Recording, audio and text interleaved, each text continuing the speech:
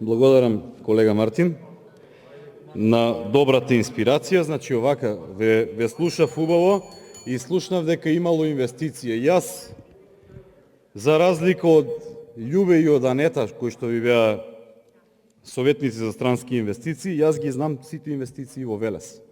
3. Првата распродажба, втората се продава, третото се издава. 3 инвестиции во Велес тасаа овие 4 години. 90% се затворени од дуќаните затоа што и народот се избега.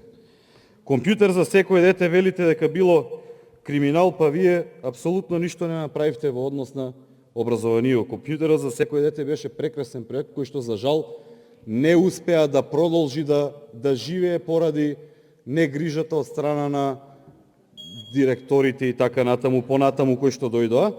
И кажувате за амбулантните возила, не знам ја по која цена биле, беа 140, меѓутоа знам за сервисирање на тенковите, за деловите, колку пари украде вашиот представник во Бугарија и за кој што беше амнестиран, односно судскиот процес беше долговлечен.